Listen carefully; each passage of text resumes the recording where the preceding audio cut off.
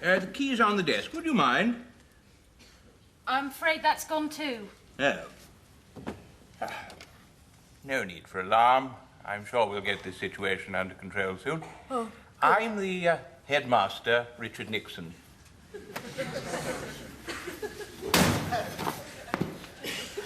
Pleased to meet you, Mr. Nixon. May I wish you a very happy beginning to your teaching career at Galfast High School. Thank you. And I would like you to know that if you have any problem here of any kind whatsoever, my door is always open. Well, actually, there is a little bit of a problem at the moment, which you really ought to know about. I see. Well, perhaps you'd like to sit down. Sorry? Do sit down, Miss Travis.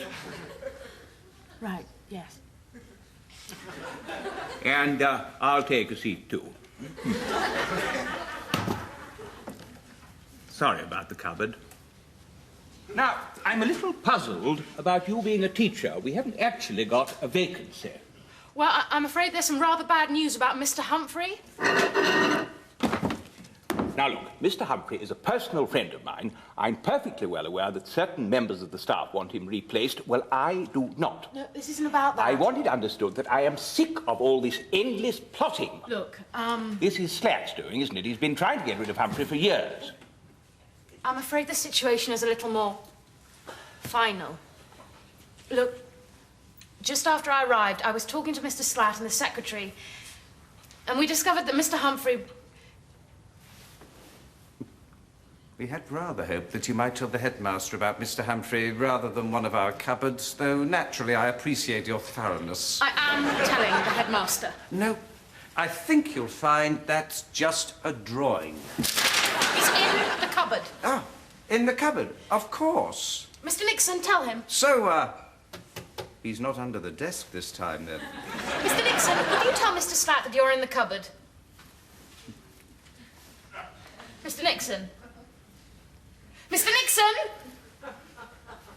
Well, there we are, then. Look, he is just embarrassed. He doesn't want to admit he's in there because of you. Oh, yes, he's under the desk. He's in the cupboard. Please, I really want no part of your socialist drug culture. Mr. Slat, I am not on drugs. Fine, of course. Now, we're having a few problems with the removal of Mr. Humphrey. That may not have been the best way of phrasing that just at this moment. Some kid's coming. Oh, God. Listen, I know how that sounded. Look, what the hell is going on? What are you planning to do to Mr. Humphrey? Really, it's not what you think. In the cupboard.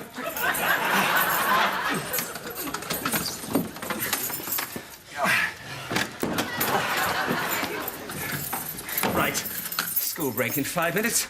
Then we can move in without bumping into a screaming child on every corner. They put him in the cupboard.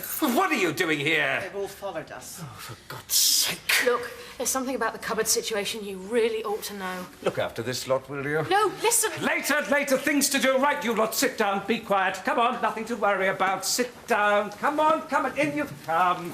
You can't put He's in the cupboard, woman. He's locked in the cupboard. Sit. Someone listen to me for a minute. Later.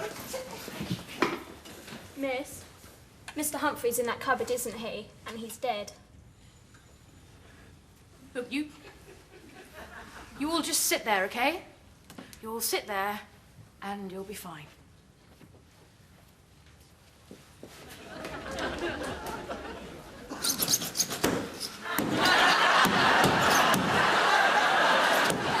Let me out!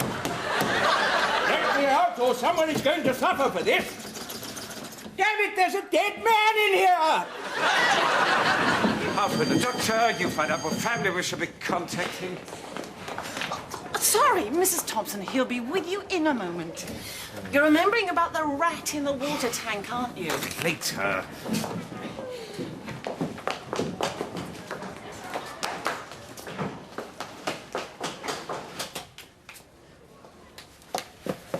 Oh, hi. Hi. Sorry about, earlier. Pretending to be the headmaster. Stupid. Well, I'm guessing the size of your star sign. Not the size, I mean, Oh, God. You just lost 2 inches. I'm looking for the key to a cupboard in room 17. Any ideas? Bollocks! Which room 17. Fifth form are dreadful. They are disgusting, horrid, and very, very naughty. What happened? Listen, this is actually quite important. A lot of extremely insolent staring, fidgeting, and chewing. But I've dealt with it, thank you. The rest of you can relax. Fifth form will be presenting no more problems. What did you do? I fired them. You fired your class? No, I fired all of fifth form. I was just so angry I went through the entire school and fired the lot of them. And I am expecting everybody's support on this. Mr. Slat, Amanda's just fired the whole fifth form again. It's all right. They know what to do. We've given them an assembly point round the back.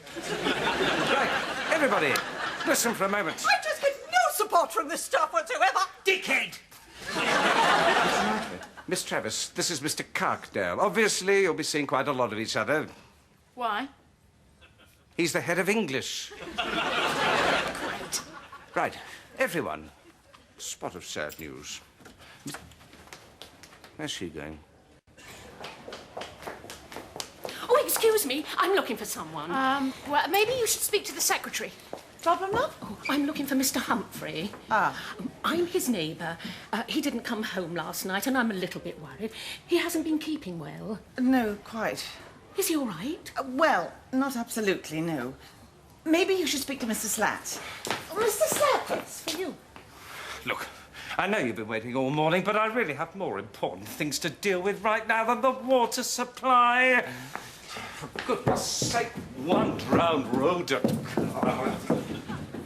I'm afraid I've got some rather bad news about dear old Mr. Humphrey. Mr. Nixon? Mr. Nixon, just let me try and explain how this happened. I'm afraid it's a bit complex. This all seems terribly real to you, doesn't it? Well, it's about to get real for you, too. Mr. Nixon? Mr. Nixon? Oh, dear. This is impossible. But perhaps he turned into a kind of magic mist and escaped under the door. I see. He's flying now, is he? Mr. Tell you what, then. We'll put some breadcrumbs on the windowsill, and next time he's swooping by, maybe he'll pop down and nibble a few. Then we can grab him. You could just for once listen. Mr. Slat? Oh, what now? Yes, what? Yes? Your secretary said I could talk to you. What now? I just don't know how this could have happened. Honestly, one dead rat in a tank. Just a minute.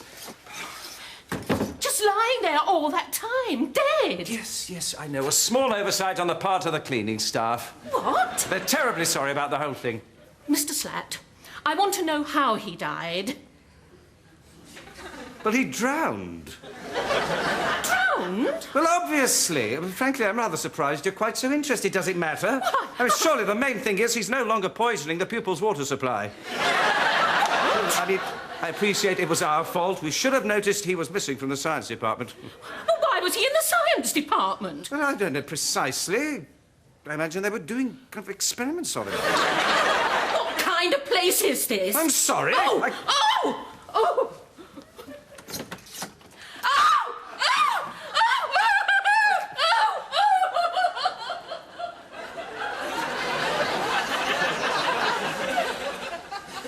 Curious woman. Well, let's get your predecessor out of the way, and then I expect you'll be looking forward to taking your first class.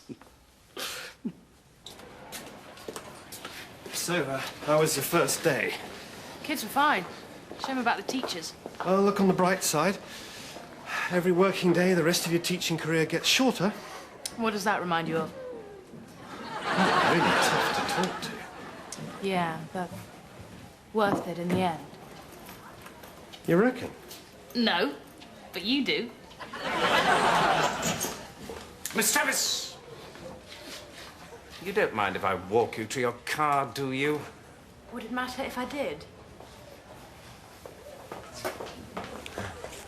It is one thing for you to have a series of lunatic fantasies about the whereabouts of the headmaster, but to spread them among the children. Children? Well, let's start with the morning, shall we? When one child claims to have seen the headmaster crawling along a ledge on the back wall of the school. Oh, then the lunch hour, when 4 children say they saw the headmaster clinging to a drain pipe on the 4th floor. He climbed out of the window. It was open, remember? Yeah, during the afternoon break, 2 of the senior prefects insist the headmaster was hanging from a guttering just outside the art rooms. He climbed out and he couldn't get back in. Oh, and only 2 minutes ago, a first-year girl tells me she saw Mr. Nixon fall past the geography class window. Fall? This nonsense has gone far enough. Look, have you actually seen Mr. Nixon today? The fact that I do not see Mr. Nixon in the course of a working day does not usually lead me to conclude that he's outside climbing the school. But if he's fallen... He's not fallen anywhere. Look around you. Do you see any sign of plummeting, headmaster? He could be hiding. And why, pray, would he be doing that? Because he's been stuck in a cupboard with a corpse, and he's convinced his deputy head is a homicidal maniac. And having spent the day dicing with death as a human fly, it's just possible he may not be at his most rational. I'm sorry?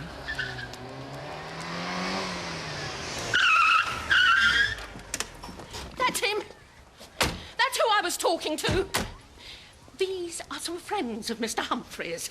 Look, we had a bit of a misunderstanding earlier on. We were talking at cross purposes. But I assure you, I can explain absolutely everything.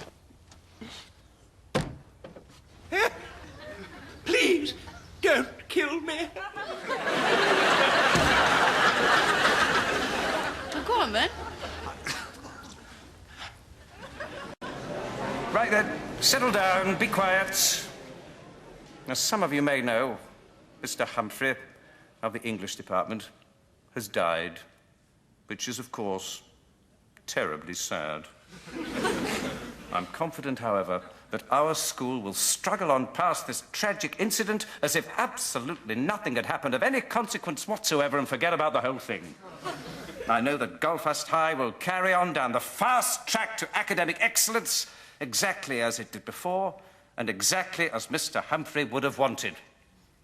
Perhaps we might even go that little bit faster with one less on board. In fact, quite honestly, to look on the bright side of this whole sorry occasion, if I'd had to choose a member of staff to die, I'd have chosen Mr. Humphrey. Not, of course, that I've given the matter any thought. I mean, I don't have any kind of death list. That's just all a lot of silly talk based on what was, after all, a confidential memo.